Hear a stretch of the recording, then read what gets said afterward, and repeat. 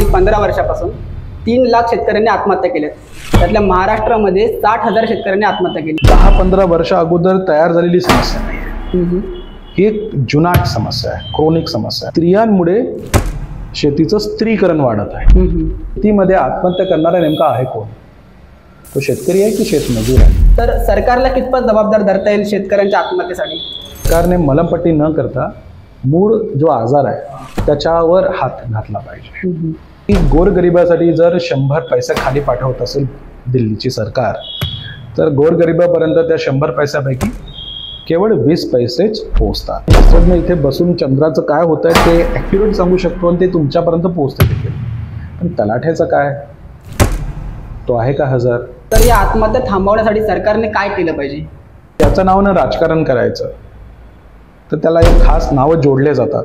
मतदार राजा, ग्राहक राजा, शेतकऱ्यांच्या बाबतीमध्ये बडी राजा. शेतकरी हा किंवा शेती हा व्यवसाय करणाऱ्या आजकालच्या तरुणांना लग्नासाठी मुली मिळत नाही. बरोबर. हा पण एक सांस्कृतिक मागासलेपणा झाला. तरुणांना शेतीकडे वळवायचं आपल्याला, त्यासाठी काय करायचं? जास्त एक तर सरकारी नोकरी मागे जातात किंवा कुठल्या तरी ॲग्रिकल्चरच्या लॅबोरेटरीमध्ये और कंपनीमध्ये एक्झिक्युटिव्ह म्हणून काम करतात. आणि टेक्नॉलॉजीचा अतिरेक जे आहे त्याच्यामुळे आपलं शरीर बैठं झालं आहे पण मेंदू मात्र चंचल झाला आहे. जी घटना 32 वर्षामध्ये झालेली तीच गोष्ट ही सरकार करू पाहत होती फक्त 6 वर्षात. तर शेतकऱ्यांच्या आत्महत्या आणि उभं राहिलेलं मराठा आरक्षणाचं आंदोलन नेमका संबंध कसा आहे? आणि आर्थिक मागासलेपणासाठी आरक्षण हा उपाय नाही आहे. मला असं वाटतंय की संविधानामध्ये बदल करून आर्थिक कारणासाठी पण आरक्षण द्यायला पाहिजे असं वाटतंय का? मग याच्यामागे काही राजकीय कंगोरे आहेत का? म्हणजे राजकीय धागाधुगा आहे का याच्यामध्ये? हो आहे. नमस्कार मित्रांनो, स्वागत आहे तुमच्या टॉक टुडेमध्ये. आज आपण एका गंभीर मुद्द्याची चर्चा करणार आहोत, जो म्हणजे शेतकऱ्यांच्या वाढत्या आत्महत्या आणि त्यातूनच मराठवाडा व विदर्भाच्या वाटेला आलेला मागासलेपणा आणि त्यातूनच उभं राहिलेलं मराठा आरक्षणाचं आंदोलन आणि त्या सर्व गोष्टींकडे सरकारचं झालेलं सपशेल दुर्लक्ष. त्यामुळेच आज आपण या सर्व समस्येची नेमकी कारणं कोणती आहेत, याला नेमकं कोण जबाबदार आहे, या सर्व गोष्टीवर सरकारने काय केलं पाहिजे त्याची चर्चा करणार आहोत. आणि बजेट पण सादर झालेलं आहे 2024-25चा. त्या बजेटमध्ये शेतकऱ्यांसाठी काय आहे, शेतीच्या विकासासाठी नेमकं तरतुदी कोणत्या आहेत, ह्या सर्व गोष्टी आपण समजून घेणार आहोत. आणि हा मुद्दा मी आज का उचलला तर याचे अनेक कारण आहेत. पहिलं कारण म्हणजे मराठा आरक्षणाचं आंदोलन अजूनही सुरू आहे आणि महाराष्ट्राचं राजकारण त्याच्या भोवतीच फिरत आहे अजून पण. त्यामुळे मूळ समस्यांकडे आपल्याला लक्ष वेधायचं आहे. म्हणजे मूळ समस्या म्हणजे शेतकऱ्यांच्या आत्महत्या. दुसरं कारण म्हणजे निवडणुका झालेल्या आहेत, निवडणुकीचे निकालही हाती लागलेले आहेत. त्यामुळे सरकारचा शेतकऱ्यांकडे पाहण्याचा पूर्वीचा कल कसा होता आणि निवडणूक निकालानंतर सरकारचा कल कसा बदलला हे आपल्याला समजून घ्यायचं आहे. आणि तिसरं म्हणजे बजेट सादर झालेलं आहे. त्यामुळे बजेटच्या माध्यमातून हा सरकारचा बदललेला कल आपल्याला समजून घेणं शक्य होईल.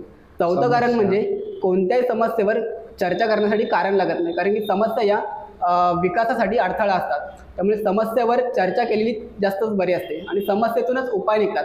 त्यामुळे आपण या समस्येची चर्चा करणार आहोत.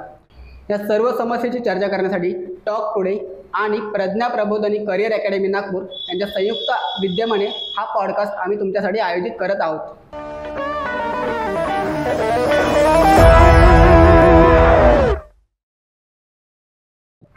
आपण यूट्यूबवर अनेक शिक्षकांना ऐकतो पाहतो, पण आज आपल्यासोबत एक ऑफलाईन शिक्षक बसलेले आहेत जे महाराष्ट्रातील प्रज्ञा प्रबोधिनी करिअर अकॅडमी नागपूरचे प्रोजेक्ट मॅनेजर आहेत. तसेच प्री IAS ट्रेनिंग सेंटरचे ते इकॉनॉमिक्सचे तसेच पॉलिटिकल सायन्सचे फॅकल्टी आहेत, जे शर्मन वासनिक सर आपल्यासोबत बसलेले आहेत. नमस्कार.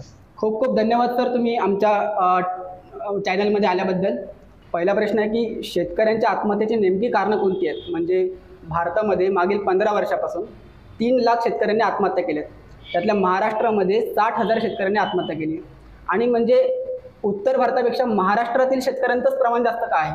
म्हणजे जर तुम्ही मागच्या 15 वर्षामध्ये जर पाहिलं, पंजाब हरियाणामध्ये फक्त 2,000-3,000 शेतकऱ्यांनी आत्महत्या केल्या. तेच महाराष्ट्रामध्ये एका वर्षामध्ये 5,000 शेतकऱ्यांनी आत्महत्या केली. नेमकी कारणं कोणती आहेत महाराष्ट्राच्या रिगार्डिंग?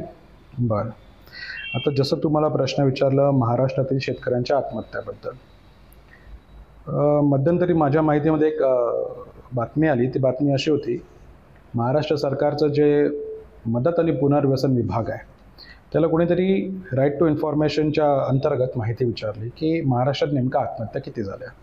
तर तो आकडा असा आहे की 1 जानेवारी 2024 ते 30 जून 2024 या 6 महिन्यामध्ये जवळजवळ 1237 शेतकऱ्यांनी आत्महत्या केल्या आहेत. म्हणजे सरासरी दिवसाला 6 आत्महत्या. आता आकड्यांचा प्रश्न नाही आहे हा, की आत्महत्या किती होत आहेत, हा प्रश्न आकड्यांचा नाही आहे. तू बोलल्याप्रमाणे की ही संख्या हजारावर जाते, आपण काही मागच्या वर्षांना धरलं तर ही संख्या लाखात जाते. बरोबर आहे. यावरून एक गोष्ट समजते की महाराष्ट्रातील शेतकऱ्यांच्या आत्महत्या हे म्हणजे 10-15 वर्ष अगोदर तयार झालेली समस्या नाही आहे. ही एक जुनाट समस्या आहे, क्रोनिक समस्या आहे. म्हणून मला वाटते की शेतकऱ्यांच्या आत्महत्या का होतात या प्रश्नाचं उत्तर देण्याच्या अगोदर शेतकरी आत्महत्या मागचं जे स्वरूप आहे ते आपण समजून घेतलं पाहिजे. बरोबर. म्हणजे शेतकरी आत्महत्या करतो. आता ही घटना म्हणजे जरा आश्चर्यच वाटते. एखाद्या व्यवसायामध्ये आपल्याला नुकसान झालं तर आपण तो काय करतो, फार फार तर तो व्यवसाय आपण बदलतो. बरोबर. कोणी ट्रॅव्हल एजंटचं काम करताय, नाही त्याच्यात प्रॉफिट मिळाला तर उद्या तो दुसरं काहीतरी काम करेल. पण शेती हा व्यवसाय करणारा शेतकरी हा म्हणजे पराकोटीचं टोक गाठतो, ते म्हणजे आत्महत्येचं. असं कसं, हे का होते, नेमकंच काय कारण आहे तेच. आणि आपल्याला ही समजलं पाहिजे की भारतापेक्षा जे मागास देश आहेत, उदाहरण घ्या श्रीलंका किंवा बांगलादेश घ्या किंवा इथिओपियासारखे आफ्रिकेतले देश घ्या, तिकडे पण तर शेती हाच मुख्य व्यवसाय आहे.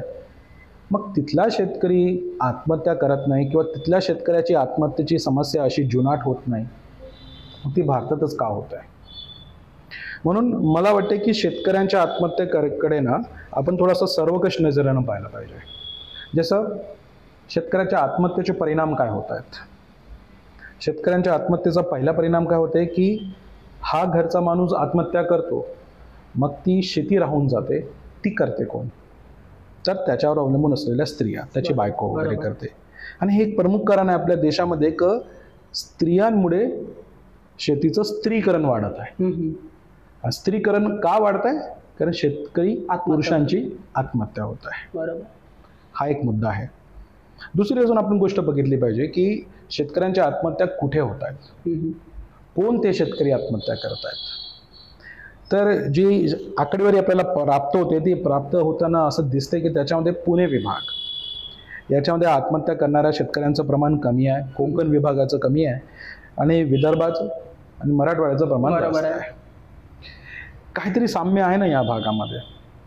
एक समान धागा असा आहे की मराठवाडा आणि विदर्भ इथे शेतीच्या बाबतीमध्ये सिंचनाच्या सोयीसुविधा अत्यंत कमी आहेत. त्याच्या जोडीला बाजारपेठ आणि तो शेतीच्या एकंदरीत विकासासाठी जे इकोसिस्टीम लागते ती त्या पट्ट्यामध्ये चांगली विकसित झाली आहे. आपल्या पट्ट्यात काय होते, जसं कापसाचा पट्टा उचलला यवतमाळचा, इकडे भाताचा पट्टा उचलला भंडारा गोंदिया गडचिरोलीचा, तिकडे आपल्याला काय पाहायला भेटते, कोण शेतकरी आत्महत्या करत आहेत. आणि मूळ प्रश्न हा नाही की शेतकरी आत्महत्या करत आहेत, मूळ प्रश्न हा आहे की शेतीमध्ये आत्महत्या करणारा नेमका आहे कोण? तो शेतकरी आहे की शेतमजूर आहे? आतापर्यंत सरकारचे जे प्रोटेक्शन मिळतं ना ते शेतकऱ्यांना मिळत आहे. शेतमजुरांच्या आत्महत्येचं काय? ते तर अजून सरकारच्या मदतीच्या परिघाबाहेरच आहेत. तर मला हे सांगायला पाहिजे की शेतकरी आत्महत्या करतो म्हणजे कोणता शेतकरी आत्महत्या करतो? तर याचं एक प्रामुख्यानं मोठा उत्तर आपल्याला जो देता येईल ना ते असं आहे की जे अल्पभूधारक शेतकरी आहेत, सीमांत शेतकरी, या बरोबर, त्यांच्या आत्महत्येचं प्रमाण जास्त आहे. आणि अल्पभूधारक शेतकऱ्यांचं प्रमाण जास्त असणं म्हणजे तब्बल 87% शेतकरी आपल्या भारतातले जे आहेत ते अल्पभूधारक आहेत. मग एवढ्या मोठ्या अल्पभूधारक शेतकऱ्यांचं आत्महत्येचं प्रमाण जास्त असणं हे म्हणजे थोडं विचारच करायला लावते. कारण आजचा शेतमजूर ना हा कालचा शेतकरी होता. आणि कालचा शेतकरी जर आजचा शेतमजूर होत असेल तर तो तेव्हा शक्य आहे जेव्हा तो अल्पभूधारक शेतीकडे वळला असेल. तर म्हणून मला असं वाटतं की आपण शेतीच्या आत्महत्यामध्ये म्हणजे शेतकऱ्यांच्या आत्महत्यामध्ये एकंदरीत स्वरूपाचा विचार केला पाहिजे की कशा प्रकारचा आत्महत्या हे दिसत आहेत. सरकारला विचारलं तर सरकार सांगते की आत्महत्याचे पहिलं आणि प्रमुख कारण असेल कर्जबाजारीपणा. कुठून आला हा आला शेतीतून आलेला कर्जबाजारीपणा. की शेती हा व्यवसाय परवडत नाही, लागत खर्च जास्त आहे, तो लागत खर्च वसूल होत नाही. त्यामुळे या वर्षाची शेती पुढच्या वर्षी करायची असेल तर कर्ज घ्यावं लागते आणि मग आपण हळूहळू असंच एका कर्जाच्या सायकलमध्ये अडकून जातो आणि पुढच्या वर्षी नवं कर्ज घेतो ते मागचं कर्ज फेडण्यासाठी. बरोबर. ते फेडता नाही आलं तर जमिनीचा एखादा तुकडा विकून टाकायचा. याने आपल्याकडची मोठी शेती ही सुद्धा तुकड्या तुकड्याची होऊन जाते. तर जे सांगतात की शेतकरी हा कर्जाच्या विळख्यात सापडलेला आहे, हे झालं शेतकारणाचं आर्थिक कारण आहे. त्याच्या जोडीला एक सामाजिक कारण पण खूप महत्त्वाचं आहे. कोण आहेत हे शेतकरी आपल्या भारतातले, किंवा आपण आपल्या महाराष्ट्रापुरतं बोलायचं झालं तर ग्रामीण भागात राहणारे लोक, ज्यांची शेती आहे आणि जे शहरात स्थायिक झालेले आहेत, असे लोक आपल्या शेतीकडे जात नाहीत. ते काय करतात, बटाईने ते शेती गावातल्या कुठल्यातरी माणसाला करायला देतात. त्यामुळे ज्यांची शेती आहे ते म्हणजे कोण आहेत, ते म्हणजे ग्रामीण भागातील ग्रामीण परिवारातील लोक. तिकडचे सांस्कृतिक आणि सामाजिक मूल्य काय आहेत, एखाद्या सण उत्सवावर कसा खर्च करावा लागतो, आपल्या घरात एखादं लग्न कार्य असेल किंवा वाढदिवसाचं कार्य असेल तर काय खर्च करायचं, कसं खर्च करायचं, याचे ते मापदंड जे आहेत ना ते बदलले आहेत.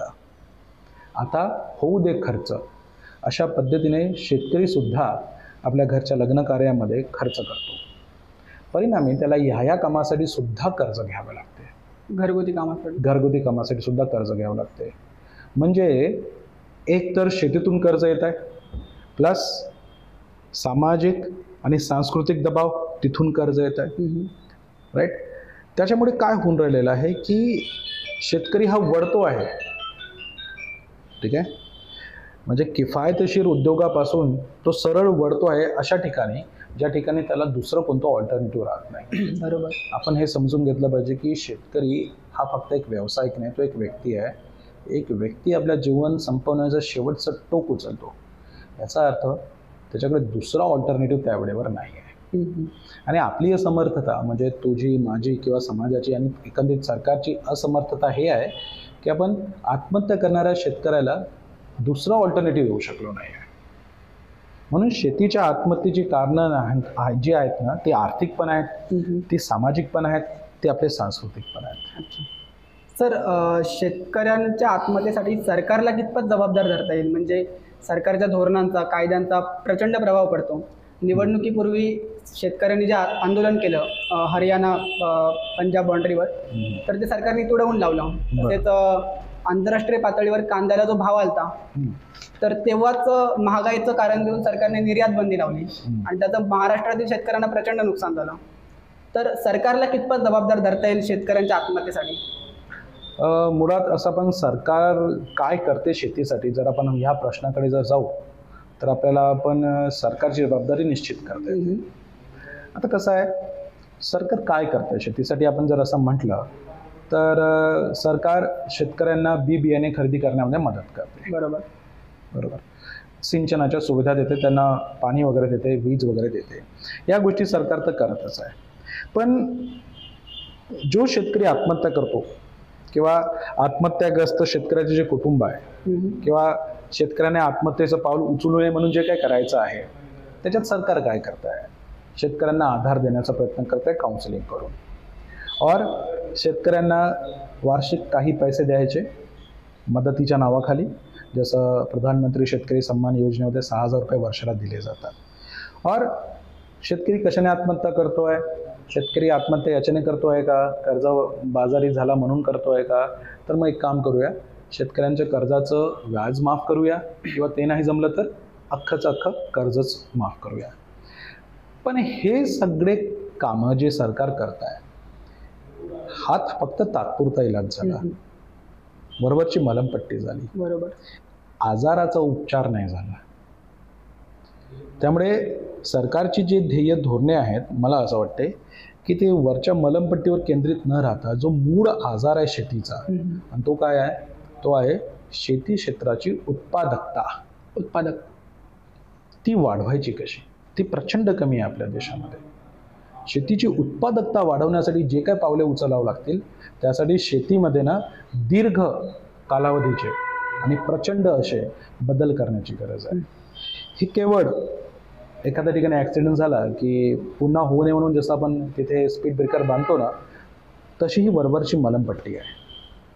तर मला असं वाटते की सरकारने मलमपट्टी न करता मूळ जो आजार आहे त्याच्यावर हात घातला पाहिजे, असं वाटतं. सरकारने ज्या योजना आणलेल्या आहेत, जसं की PM किसान निधी असेल, प्रधानमंत्री फसल विमा योजना असेल, तर योजनांची अंमलबजावणी योग्य रीतीने होत आहे का? म्हणजे गरजू शेतकऱ्यांपर्यंत, म्हणजे तुम्ही जसं बोलले अल्पभूधारक शेतकरी, त्यांच्यापर्यंत या योजनांचा फायदा खरंच पोहोचत आहे का? तर त्यांच्यापर्यंत जर पोहोचत नसेल तर कोण याचा फायदा घेत आहे? हा एक मोठ्या परिप्रेक्षातून आपण पाहिलं पाहिजे. आपल्या भारतामध्ये असे एक माजी प्रधानमंत्री बोलून गेले होते की गोरगरिबासाठी जर 100 पैसे खाली पाठवत असेल दिल्लीची सरकार, तर गोरगरिबापर्यंत त्या 100 पैशापैकी केवळ 20 पैसेच पोहोचतात. मधले जे 80 पैसे आहेत ते मात्र भ्रष्टाचाराच्या नावाखाली कुठेतरी लिकेज होते. म्हणजे पब्लिक डिलिव्हरी सिस्टीममध्ये आपल्या लिकेज आहे. ती कशी कार्यक्षम करता येईल हा मूळ प्रश्न आहे. ही पब्लिक डिलिव्हरी सिस्टीम प्रायव्हेटच्या माध्यमातून करायची का, की ते पब्लिकच्याच माध्यमातून करायची? मला वाटते की या वादात आपण नको पडायला आज.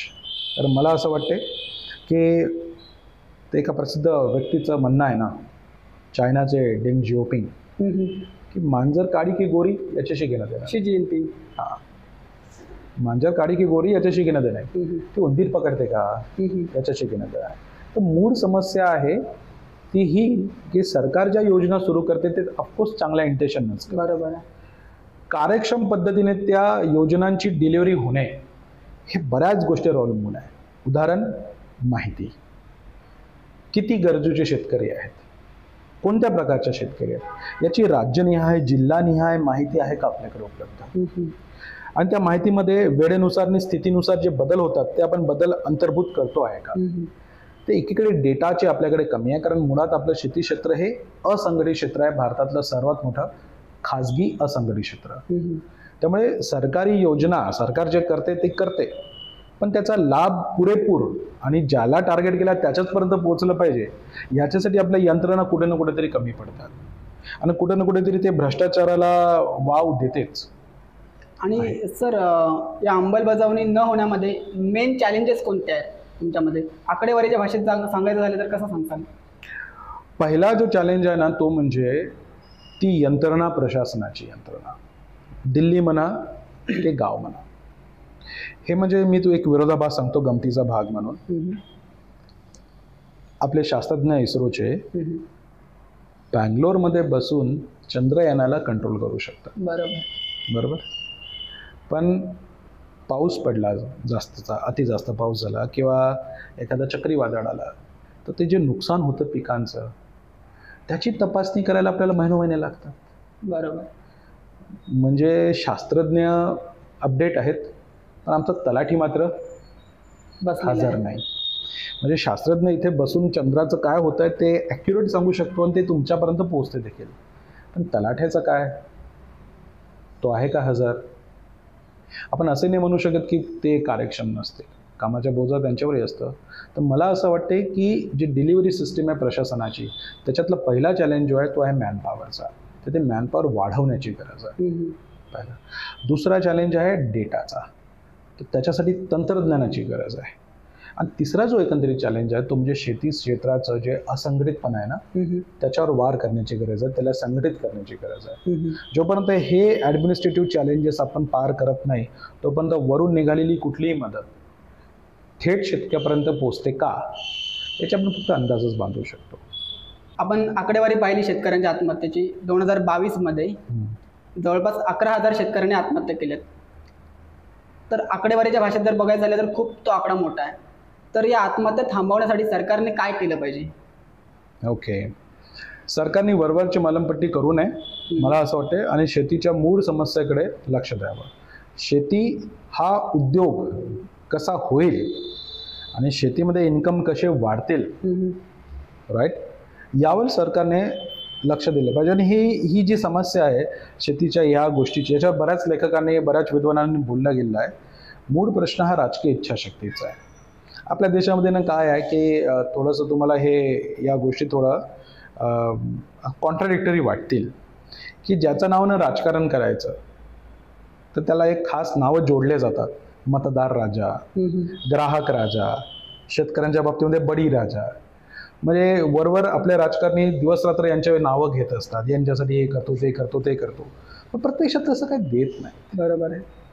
ते एक शेतकरी एकजूट होऊन जोपर्यंत आपल्या मताचा दबाव राजकारण्यांवर किंवा समाजावर पाडणार नाहीत फॉर एक्झाम्पल, शेतीच्या मागासलेपणाचा एक परिणाम सांस्कृतिक देखील होतो. ते म्हणजे शेतकरी हा किंवा शेती हा व्यवसाय करणाऱ्या आजकालच्या तरुणांना लग्नासाठी मुली मिळत नाही. बरोबर. हा पण एक सांस्कृतिक मागासलेपणा झाला. तर जोपर्यंत शेतकरी असे संघटित होऊन लोकमताचा दबाव पाडत नाही ना, तोपर्यंत वरवरचीच मलमपट्टी होत राहील. आजचं मरण उद्यावर ढकलण्यासारखं होत राहील. मला इंटरेस्ट आहे ते म्हणजे शेतीच्या मूळ समस्येचं निर्मूलन झालं पाहिजे, आणि ते आहे उत्पादकता वाढवणं.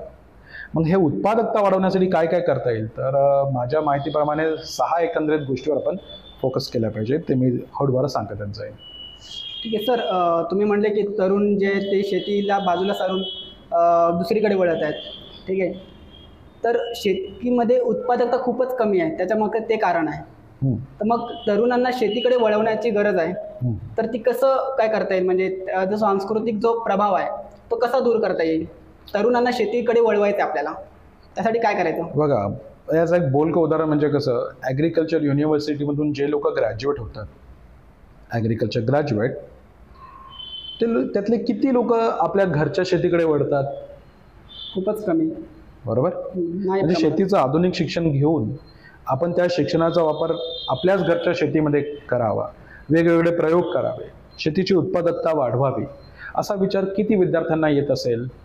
माझ्या माहितीमध्ये मला असं दिसते की ते जास्तीत जास्त एक तर सरकारी नोकरी मागे जातात किंवा कुठल्या तरी ॲग्रिकल्चरच्या लॅबोरेटरीमध्ये और कंपनीमध्ये एक्झिक्युटिव्ह म्हणून काम करतात. पण त्यातले फारच कमी असे आहेत जे आपली घरची शेती आधुनिक पद्धतीने करतात. तिथे मूळ प्रश्न हा आहे की आजच्या तरुणांना AI मध्ये इंजिनिअरिंग करून काम करायचं आहे, MBA करून काम करायचं आहे, मग त्यांना शेतीत का जावं असं वाटत नाही? याचं एकच मात्र कारण आहे, शेतीचं काम हे कसं आहे, अस्थायी स्वरूपाचं आहे. आज आहे, उद्या नाही. तर शारीरिक आहे. शेतीचं काम शारीरिक आहे, ते एका अर्थाने चांगलं आहे. कोणताही शेतकरी, कोणताही शेतमजूर कधीच जिम लावत नाही बरं का. येताना लक्षात, ते एक शारीरिक काम आहे. आणि आज आपलं जीवनशैली झाली कशी आहे, मोबाईल फोन आणि टेक्नॉलॉजीचा अतिरेक जे आहे त्याच्यामुळे आपलं शरीर बैठं झालं आहे, पण मेंदू मात्र चंचल झाला आहे. नेमकं व्हायला पाहिजे काय? उलटं. बरोबर. मेंदू स्थिर पाहिजे, चंचल पाहिजे. मेंदू स्थिर हवा आणि शरीराची धावपळ, हालचाल व्हावी, ती होत नाही आहे. म्हणून आपले हे जे शहरी बैठी जीवन आहे, या शहरी बैठी जीवनानं आपल्याला जे आपले लाईफ डिसीजेस आहेत, लाईफस्टाईल रिलेटेड डिसीजेस, त्यांच्या आपल्यासमोर खूप मोठं चॅलेंजेस निर्माण केलं आहे. तर जर तरुणांना आपण असं सांगू शकलो की तुम्ही शेतीच्या कामात आलात तर शारीरिक समस्येपासून तुम्ही दूर राहाल, पण तेवढं होणार नाही. तरुणांना आकर्षण शेतीच्या कामाचं वाटेल तेव्हा जेव्हा शेतीतून त्यांना भरघोस पैसा मिळेल, उत्पन्न मिळेल. त्याच्याशिवाय तरुण जे आहेत इमोशनल अपील करून ते येणार नाहीत. कारण कुठलाही तरुण शिक्षण घेतल्यावर हाच प्रयत्न करतो की त्याला कसं अधिकाधिक पैसा कमावता येईल. जास्त पैसा म्हणजे चांगलं जीवन, हे आजचं शैली झालेली. म्हणून तरुणांना जर तुम्हाला शेती क्षेत्राकडे घेऊन जायचं असेल तर त्याच्यासाठी सगळ्यात पहिलं काम काय केलं पाहिजे, आणि यात प्रमुख भूमिका सरकारचीच आहे. तर पहिलं त्यांनी काम केलं पाहिजे की शेतीचं कामातून उत्पन्न हे स्थिर आणि वाढतं असलं पाहिजे. सिक्युरिटी असली पाहिजे. एक्झॅक्टली. उत्पन्नाची शाश्वती असली पाहिजे.